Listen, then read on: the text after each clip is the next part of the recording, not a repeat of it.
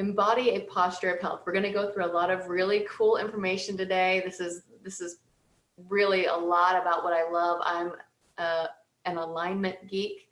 Even before I found the Bowspring and regular yoga, modern postural yoga, I was really interested in alignment. And so this lecture is really speaking deep to me. So we're going to do more than lecture today. We're going to feel into our body as well. So I invite you at any time today to feel like you can breathe, move, and touch your body. So a lot of times during my own practice, and I teach my students to do this too, is to actually feel parts of your body with your hands, so you can feel where it is in space. I also use mirrors. If you've seen any of my videos before, I use a lot of mirrors to see where my body is in space. And I suggest that you use these tools as well to understand and get in your body some more. So if any time today you feel like standing, stand up and move. You can do the whole class today standing. And if you feel like doing so, I really recommend it. You can start to feel the buoyancy of the posture as well. We'll move through 10 key areas of the body. And if you choose to do this sitting or standing, either way, whatever speaks most to you, I'll do a little bit of both. But I just want you to feel comfortable in your body. Let's start off together with some cleansing deep breaths. We'll inhale in slowly through the nose. And exhale a little bit quicker. Inhale in again. And exhale, release. So the first part of this we'll go through rather rapidly, but we'll try to touch on every single point that we can in the whole alignment. We're learning the template today, which is cool because it's memorizable. Once you've got it memorized, then you'll know it for the rest of your life. And I'm gonna then teach you how to apply it to your everyday movements. So hopefully we'll get through the template for the first half of class, and then we'll learn about what to do when we're sitting, standing, walking, and driving around in our car. So the 10 key areas of the body, you can read this right here. We're gonna go through them all. The Bowspring's method helps students neurologically awaken 10 key areas of the body. Once we can isometrically engage these 10 key areas that you see listed here, then you can link all the parts for a full body synergy. If any one part of this system is not engaging or integrating with the other parts, then the efficacy of the Bowspring is greatly reduced. And you'll see here as you experiment and as we go on that each thing is connected. So if your feet are not in the alignment, it'll affect your knee and your hip and on up. So I don't know if you noticed, but there was 10 key areas, but before the number 1, there was the number 0, and that's the central channel. So central channel is a concept that we talk about in the Bowspring, and you can think of it as a flowing channel that starts at the crown of your head, the very top of your head, and it exits out your pelvic floor. So our central channel is about the diameter of your neck. So imagine a tube that starts at the top of your head and passes through the skull, through the neck, through your heart space, through your rib space, through your waist space, and through your hip space, and exits out the pelvic floor. So we want to try to keep this central channel open through our day, through our practice, whenever we're trying to embody the Bowspring template. This allows for an energetic exchange. This is why I say if you want to feel energized at the end of the day, do the Bowspring, because we're keeping that channel open. So one of the sayings I've heard some Bowspring teachers say is, don't crimp the tube, dude. So crimping the tube would be anything that would cut that off. So the C shape would cut off the tube. Also, if you're going into like a deep back bend and you drop your head back, notice my voice changed. What I did was I crimped the tube. I cut off the central channel. In modern postural yoga, they talk about things called bandhas, and there's three main bandhas. There's one at your throat, there's one in your belly, and there's one at your pelvic floor. And I like this illustration here. Let's see. This illustration here has a circle right here around the mouth, one here around the chest, and one here around the pelvic floor. And we'll just call those the three bandhas. So in Bowspring, in modern postural yoga, they employ locks at the bandhas. So they'll have a throat lock where you tense the throat. They'll have one at the belly where you harden the belly, and they'll also tell you to suck up your pelvic floor, tighten your muscles down there. In the Bowspring, we don't do that. We allow for a softening, not necessarily a softening, since there's no lax or weak muscles in the pelvic floor, the belly, or the throat in the Bowspring, but we have more of a uniform tone, a buoyancy there. So we're not overly tightening, we're keeping like a trampoline resistance in all of them, because the Bowspring is for a dynamic waking activity. So as opposed to when we would want to employ the bandhas, maybe we're going into a meditative state. So the Bowspring we want to use for a dynamic waking activity. So something we're going to be very conscious about. We're going to keep these areas open. So to simplify, we organize the 10 key areas, into 5 key subsystems.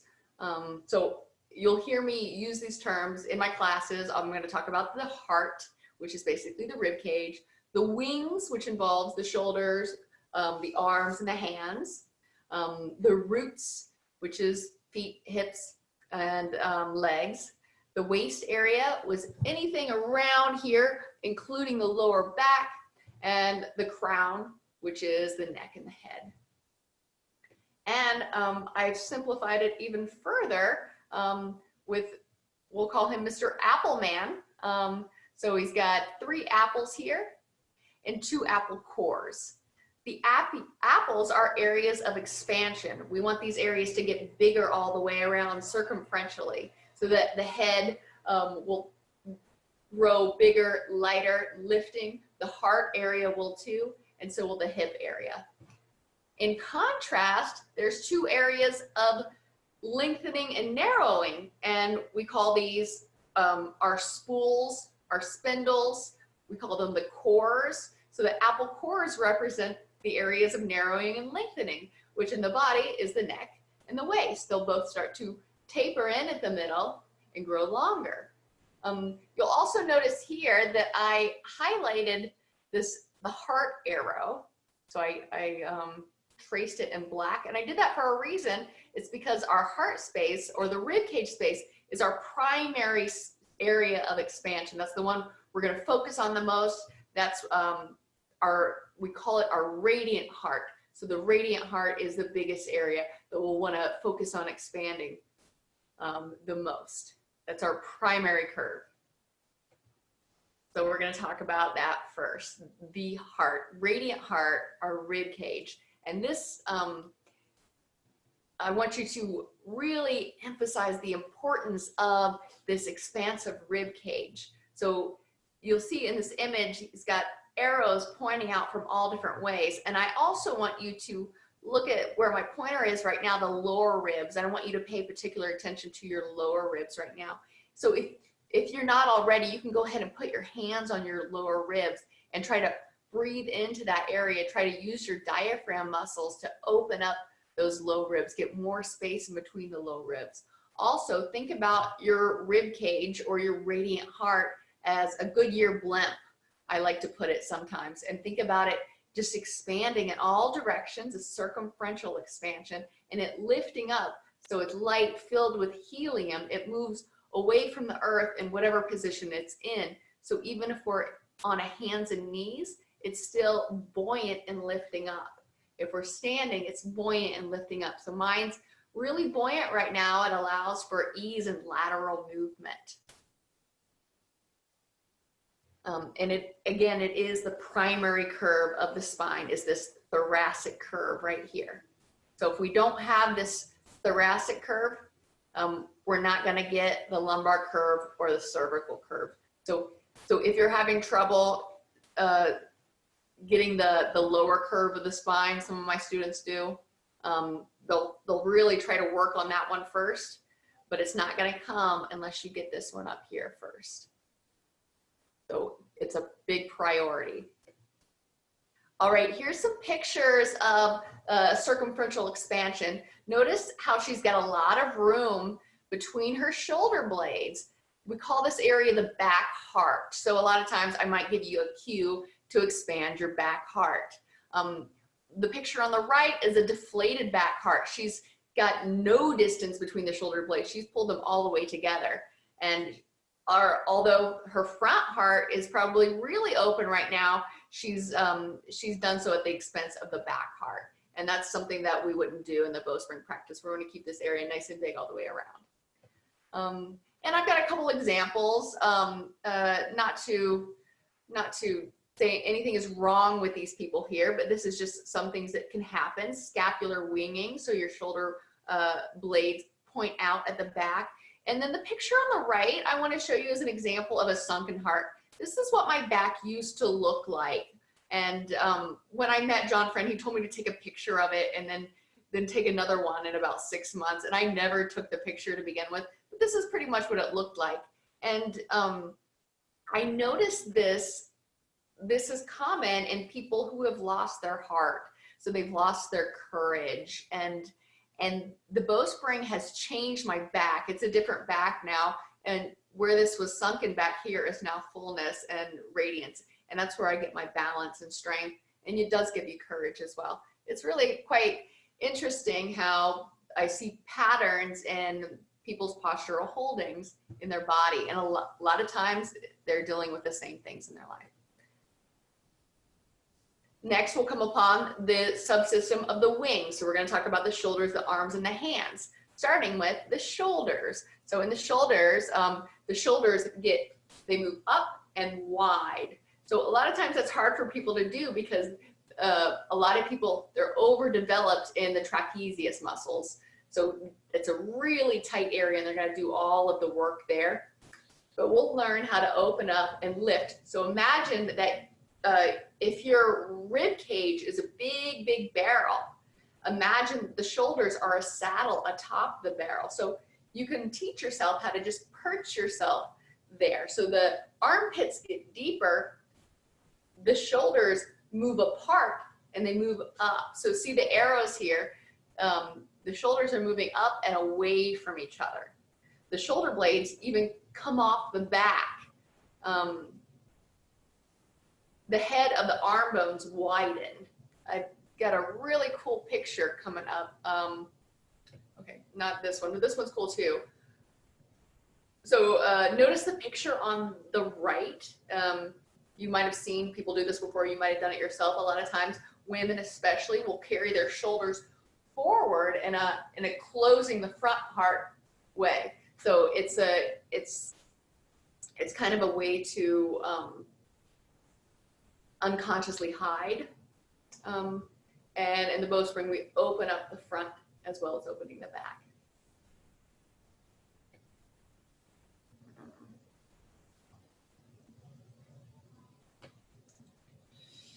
Here is an above illustration of what the shoulders are doing. They're separating from each other. So they're not moving forward, they're not moving backwards, they're getting broader and wider. So once you start practicing the Bowspring, your shoulders will become more squared and broad. And it looks harmonic in perspective. So here's some common limiting postural holdings. See, like I told you, a lot of people are overdeveloped here in the trapezius. And problems in the shoulders here could show up as problems in the wrist or the hand. So you never know where along the line it's going to hit you. Okay, moving down to the arms. So So the arms are going to be straight in most positions. The bowstring arms are straight and they're in front of the body. So they're not going to be alongside the body. They're going to be in front of the body. And the elbows are going to widen and lift up. So elbows widen and lift up. A lot of times people have the tendency to lock out the elbows and it's completely flat on the eye of the elbow. So what you want to do there is to find a hollow inside of the joint. And I think I've talked about it a little bit before, and I'm going to talk about it a lot more, the word hollow. So when I tell you to find the hollow, what I'm really doing is asking you to find a micro bend in the joint, a cupping out of the joint. So we've got hollows anywhere there's an articulation. So in my hand, in my finger, I would find a little hollow at the joint. So now I've got 3 hollows in my finger. If I hyperextended the finger, I got no hollows, okay? So we're always looking to articulate the joints in such a manner that we have a hollowness, okay? So the arm is straight here, which confuses some people. It is straight, but we've got a hollow in the elbow. There's a deep hollow in the armpit. So that's another cue. I'll say make your armpits deep. So there's like a hole there, a big hollow in the armpit, and hollow in the elbows. Here's some pictures here. The bowspring arms are straight, and as comparison to the closed position where the elbows are in and the hands are pressed back. So you can see here, this is a position of fear, elbows in, I'm protecting my inner organs. This is a position that if we get stuck in, if we posture this way, people could read it in a way that we don't want them to read it. So we want to, you can do this in your everyday life. Think about keeping the arms more straight and in front of you, and it's a little bit more welcoming than a don't hurt me position. Okay. And then moving on to the hands. So in the hand, we want a deep hollow in the palm of the hand. So there's a lot of hollows going on the hands because we get more complex as we move further, more distal from the center body. So we're getting more complex. There's going to be a hollow in front of the wrist, and there's going to be a hollow outside of the wrist. Did you all see what I just did? Okay, do it again. So find all the hollows in your fingers. A big, deep hollow in the palm, where my thumb joint and my pinky joint are drawing together. Make a deep hollow in the palm. Then I'll find a hollow in all of the fingers. And I'm looking for a gradual slope. So I'm not looking for a big bend here and then a soft bend here. I want a gradual bend in each of the joints. And notice when I bent my hand, it's not looking like a square, it's looking more like a cone shape. Okay, so a deep hollow in the palm and a hollow in each of the fingers. And we're also going to think about, you can force this shape too, which I've done and still do sometimes. My problem in my body is my fingers and my toes, so I try to force the posture. But really, the fingers are supposed to be soft, with a tone in the palm, a softness in the finger area. So that's a lot to think about. It's hard to repattern this for some people. For me, I know it is, to make the fingers soft, because I try to tighten. I try to make it look like it's working. And you can muscle your way through it, but you don't want to. All right, and here's some illustrations here. So the picture on the left is the bowspring hand. The tops of the hands should be soft. The palms of the hands are domed, and the finger joints are slightly bent. The picture on the right has the fingers spread out really wide, which is what we would do in modern postural yoga. So we try to get more surface area, spread the fingers super wide, but we're not doing that in Bowspring. We're letting the fingers get closer together. There's more of a doming in the palm. And the next illustration shows the purple are areas of strength. So that's where you're going to find all of your, the strength of your arm is from the drawing together of those two purple areas. So when we can draw those two purple areas together, the thumb joint and the pinky joint area, then we can tone all the way up our whole wing. So that's how we gain access to even the side of our body, which is the side of our wing, is through squeezing our hands. Who would have known it? The hand is connected all the way up, and that's how you can get tone and activation in your back arm just by using your hand. So we keep our arm straight, so that sends that that track all the way down the line. So the area of the yellow area that's where our hollow is going to be. There's also going to be hollows in each of the finger joints as well. And then the area of red, that's our areas that are going to be more sensitive. So you're going to start feeling more with your fingertips and using them less for strength and force. The next picture is common limiting postural holding. So the picture on the far left is the way I used to hold a pen, and I'll get one right now and show you. I took that picture in 2012 when I started, I was writing a lot at the time, and my hand would get deep cramps in it.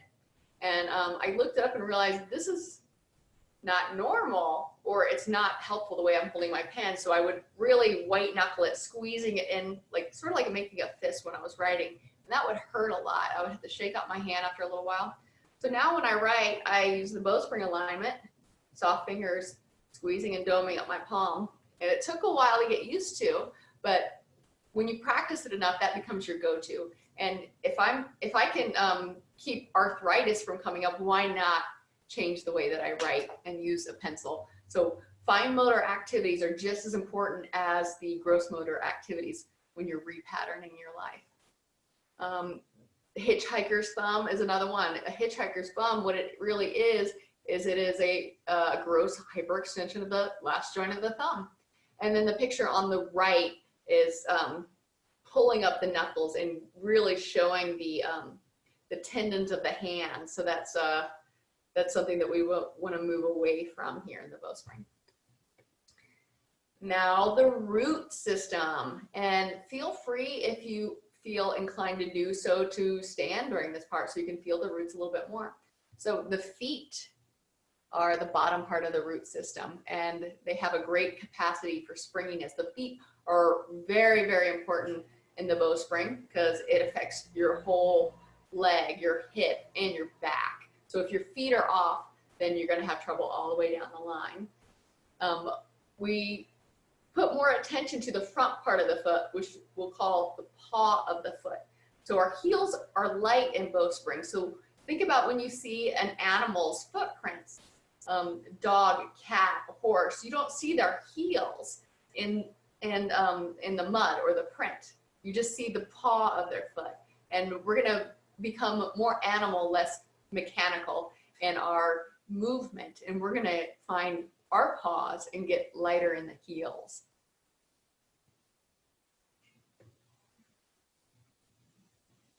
And here's comparison pictures. Notice the picture on the right, the top of the foot is contracted and the toes draw up.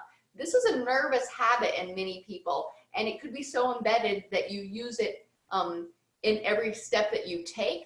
You flare up the toes in any yoga posture you do. You may have noticed this if you're really notice things like that, or you may not even notice it.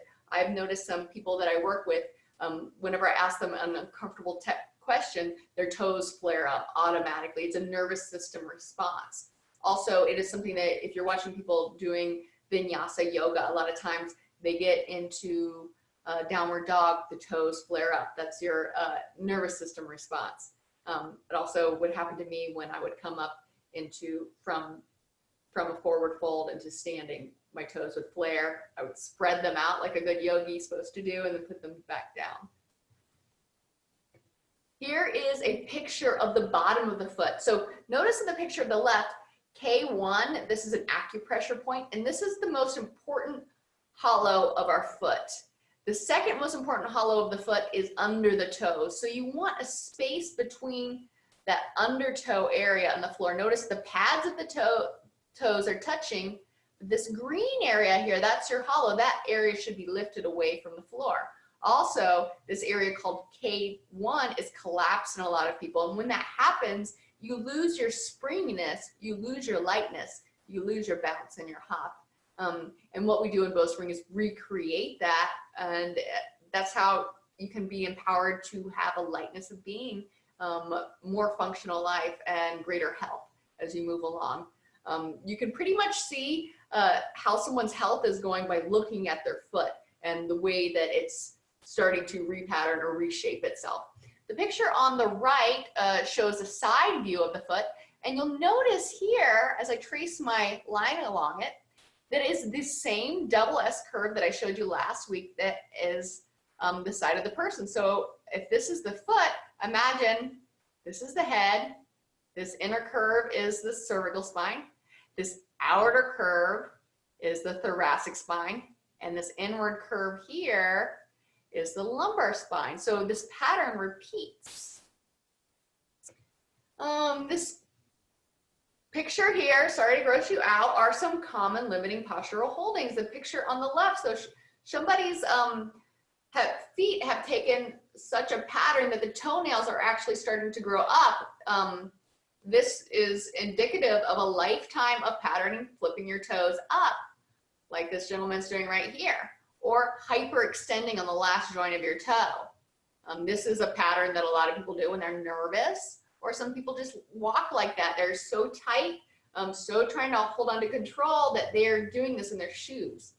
Okay, here's a classic picture down here of how we have unconsciously have been foot binding for years with our footwear. So see how his foot has taken the shape of the shoe he has worn. And this goes to show in bunions as well. And then I've got, of course, some pictures of an unencumbered foot. So the picture on the left is a picture of an indigenous tribes person who has spent their whole life without wearing shoes. Notice how spread out it is. And also you can notice the hollows underneath the toes. They still have a springiness there. And I bet that this guy could, or girl, could do some pretty good running and hopping. And here is an unencumbered foot of a baby. Notice how soft and plush it is on the top. There's not tendons pulling up from habitual recoiling position. And then we move on up to the legs. So the alignment of the legs gives power to the roots and the hips. So what's going on here is there's a hollow behind the knee. So there's a cupping out action behind the knee. So one thing I do when I watch people, I watch a lot of athletes and I look at their bodies, and I notice that the best athletes that I see have a deep cupping out from behind the knee. So if you look at them from behind and you look at the space behind their knee, it cups in. There's like a hole there. And they have a brilliant buoyancy and bounce. I didn't have this. I'm still working on mine now, but mine actually would go the other way. Behind my knees, there was a thick padding, and that came from a lifetime of walking my knees out and pushing the bones backwards. So repatterning myself has been a journey to find that buoyancy, that cup, that hollow there. Also, the hamstrings, the back of the legs, are going to learn how to mound upwards. So that's why this arrow is going upward. The knees go forward. And here's a picture of someone, there's a little shadow back here behind her knees. She's finding a cupping action. And she's also pressing the femur bones are moving to the back part of the hip. In contrast to the picture of the right, where the femur bones look like they're pushing forward. Notice her toes are up too. All right, moving on to the hip area. So I love this arrow here. It shows the movement of the hips. So the hip is going to the pelvis will actually tilt forward. And the tailbone lifts up, the pubic bone points down. If you're not already doing that right now, start to feel it. And you can contrast that, so tuck it under so you can feel the extreme difference. So tuck, and then untuck all the way. Let your belly get really long. Notice also here that the hips, even though the thoracic curve I said was our primary curve, in this, when you think about the bowspring posture, the hips are actually behind the rib cage. So watch see this plumb line right here? The hips are the furthest place back. So they're not even in the same line as the ribs and the feet. The hips are behind us.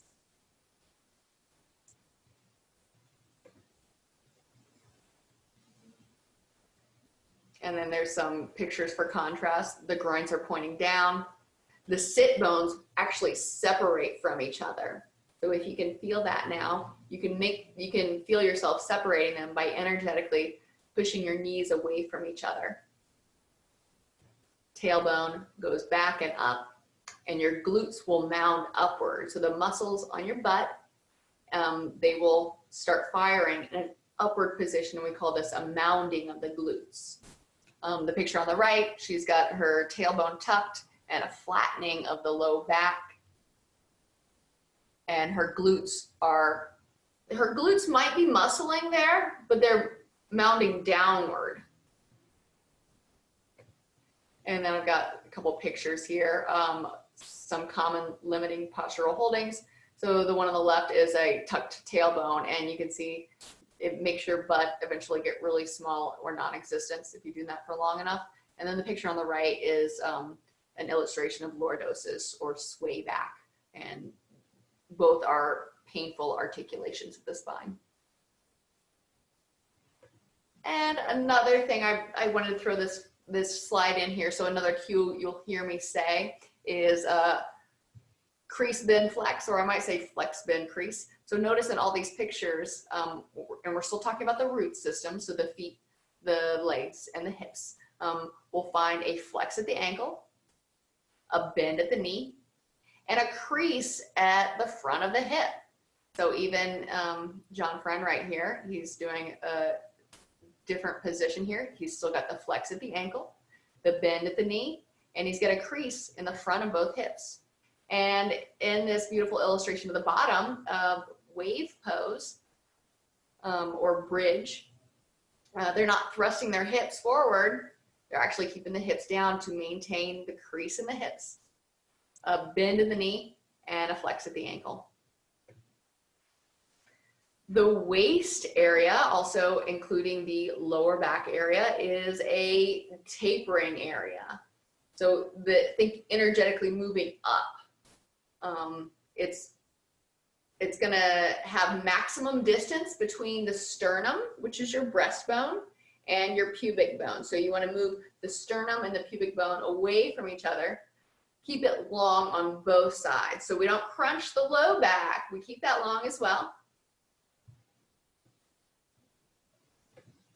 And here is a picture for contrast. The picture on the left is a lengthening belly waistline. The picture on the right is a closed waistline. And you'll see that from the closed picture, that's something that we're used to from Pilates class or gym class, is doing crunches in the belly. But we found in the Bowspring that we can find beautiful tone in the belly by not doing any belly closing exercises at all. We can keep that long and still find tone and great core engagement.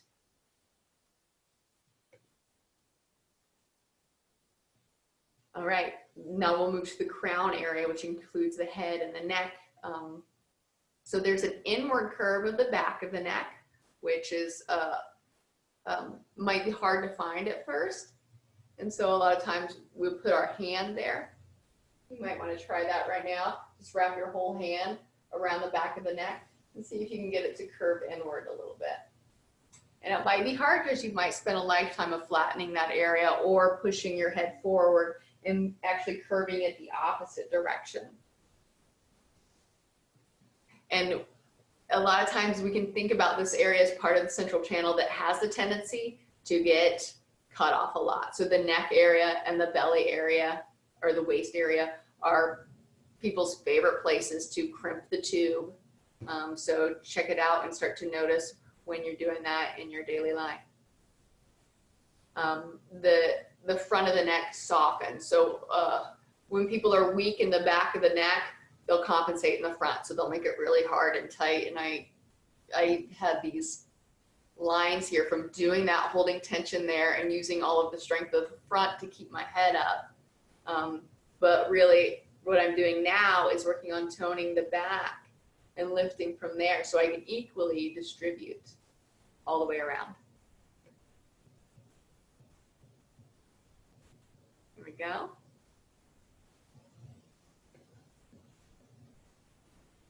And then some illustrations of what happens to a lot of people here. Okay, the crown, still on the crown area to the number 10 key area is the head area.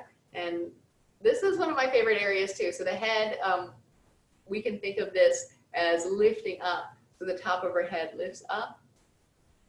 And it's also a circumferential expansion of the head space, which is something that you'll have to visualize, and you might be able to feel it, but think about lifting up the palate of your mouth. So lifting up the roof of your mouth,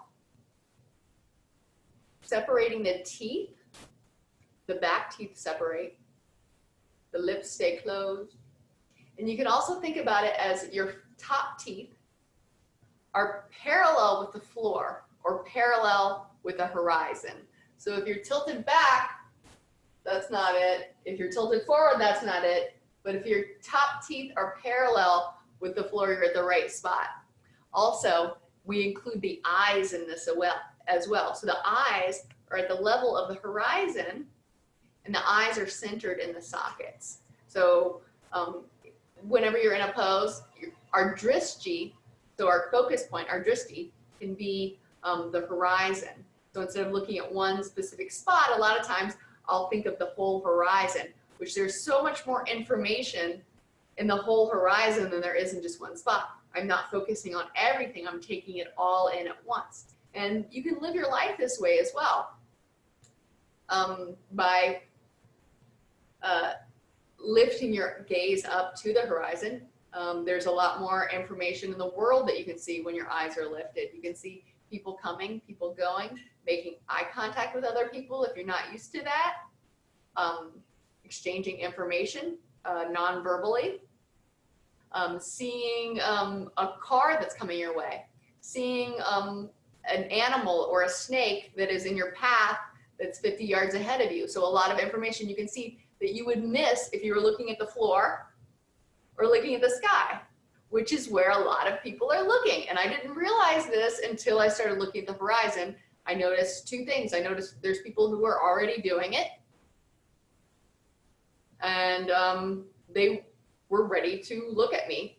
And so when my eyes were at the horizon, I noticed them for the first time. And I made connections with people that I didn't even know about before.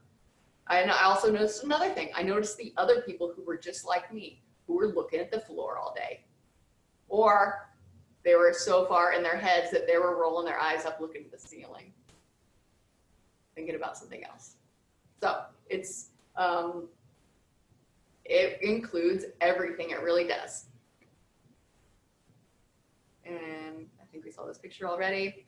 Here's some illustrations of common postural holding. See the woman on the left, she's got her teeth clenched together so much that the muscles of her jaw have become deformed.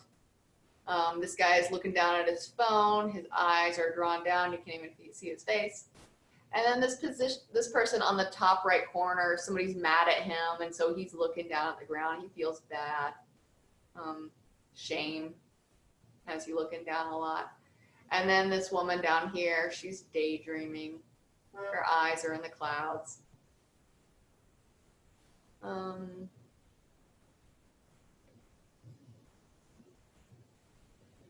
So now we're going to talk about how we can live the Bowspring. We can insert it into our daily lives, and we'll do some examples of that. Afterwards, we'll have some questions. All right. So for vibrancy all day, we can learn how to sit in the Bowspring. So you're sitting at your desk all day, you're sitting wherever you're sitting at the BMV, you're waiting on something, you can sit with vibrancy. Which picture do you think, which guy, the guy on the left or the guy on the right, is going to have more energy at the end of the day? Who's going to go home and maybe hit the gym?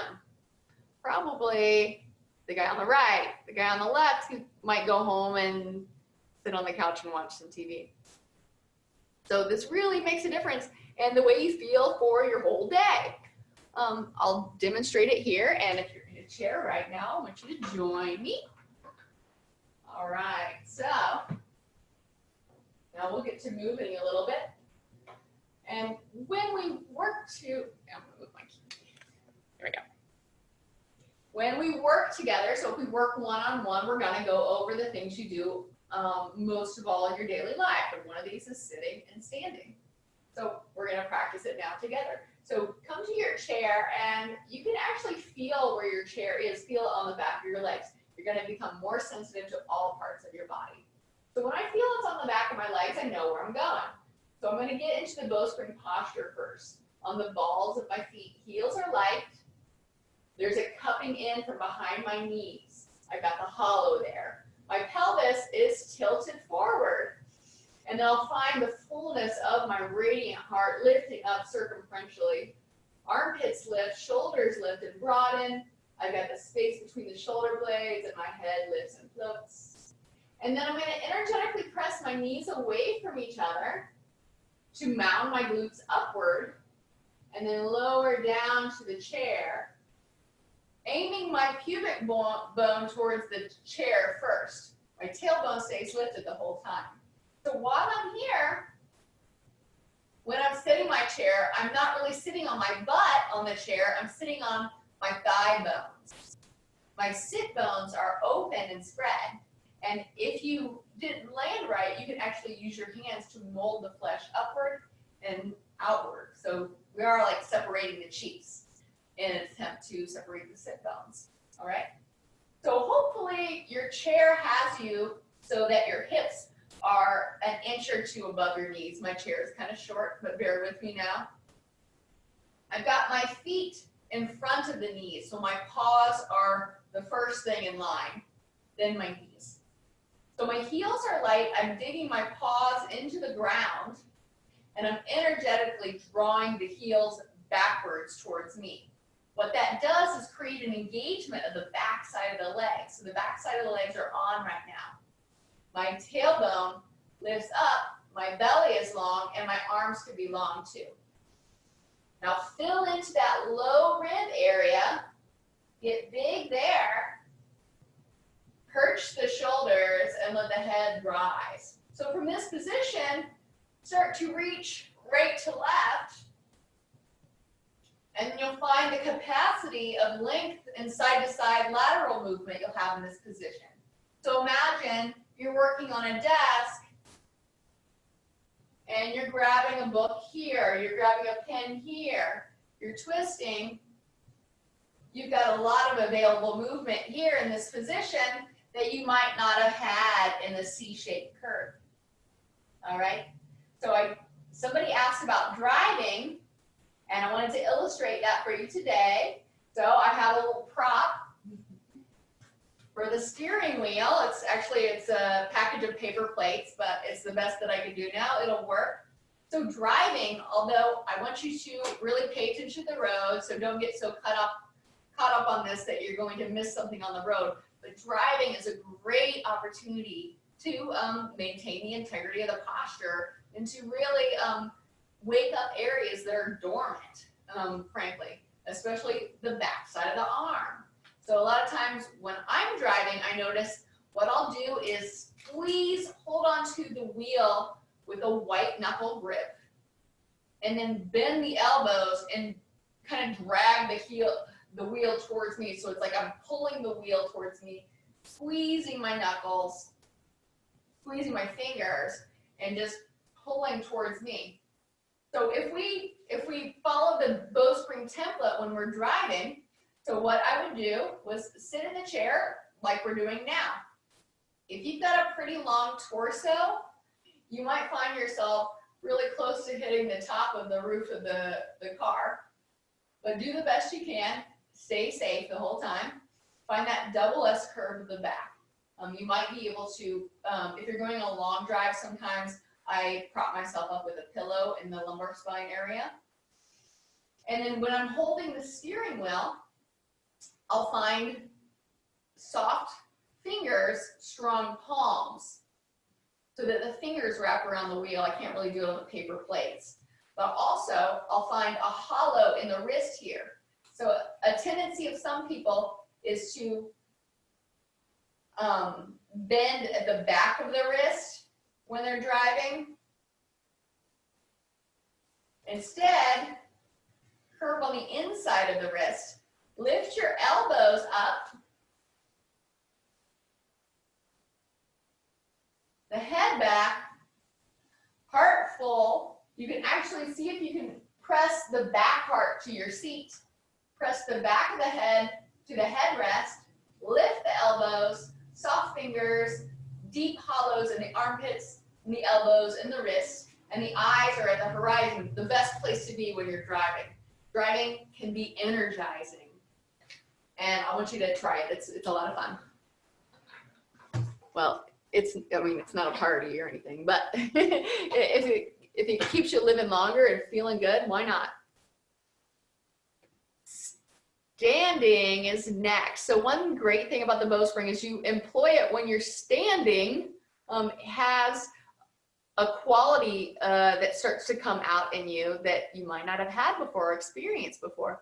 People will want to be around you. They'll be interested in what you're going on. Even if you don't say anything, people are attracted to your warmth, and they feel comfortable around you. And who doesn't want people to feel comfortable around them? So it also encourages connection as well. So let's stand together now. So we'll stand in the Bowspring. The common Bowspring position, there's a name for it, it's called Earth Pose, and it's congruent with modern postural yoga's mountain pose. So we'll come to standing, let your toes fall down heavy to find that hollow behind the toes. Press the mounds of your foot into the earth and lift and lighten the heel area. So the heels don't really have to bear a lot of weight here. The knees are bent and the pelvis is tilted forward in that anterior tilt. Now find your primary curve, that fullness, the circumferential fullness of the radiant heart. And then we'll bring our arms forward, perch the shoulders, elbows lift, head back, eyes at the horizon. And then when you're in this position, I encourage you to find a sway or a pulse. And what that pulse or sway is in the Bowspring is it tests to see if we're in the springiness. If you don't have a pulse or a sway, you're not in the Bowspring. You're locked out somewhere. So let's test that. Lock yourself out on purpose, tuck your tailbone, lock the knees, and see, it's harder. You can't pulse at all. Okay, so the pulse we find in a lot of our movements here, and you can find that when you're standing and like. So a lot of you are saying, am I supposed to look like this when I walk into a room? No, that would be silly. That would be kind of ridiculous. So a lot of times what people do is to keep the position, I'll fold my hands forward like this. Or have them down like this.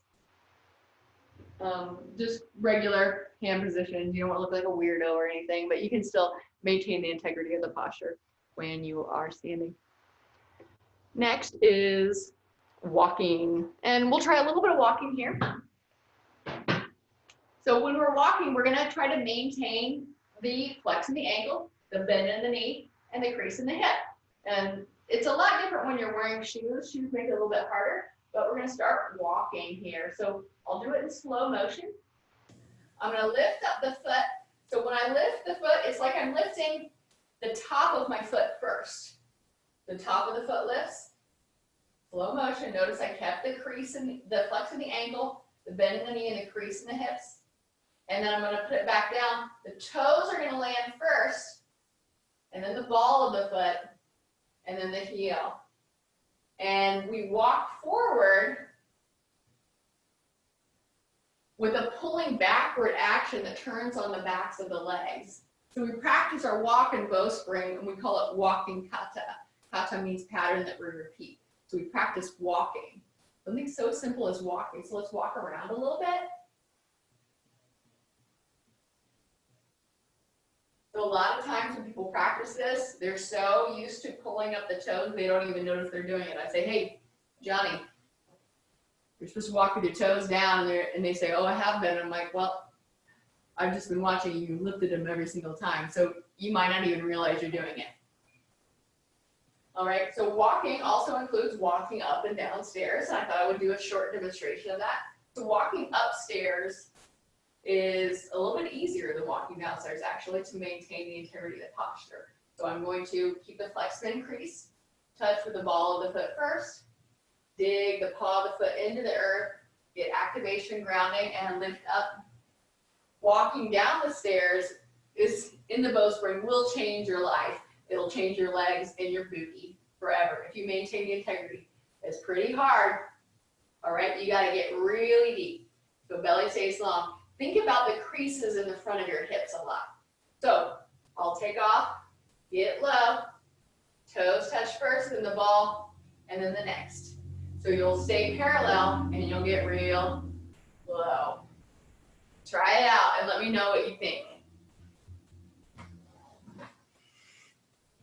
All right. Next up, I've got some illustrations here. So when we work one-on-one together, I'll ask you a lot of questions about what you do mostly on a daily basis. And we'll practice doing that in the Bowspring because it makes every movement more efficient.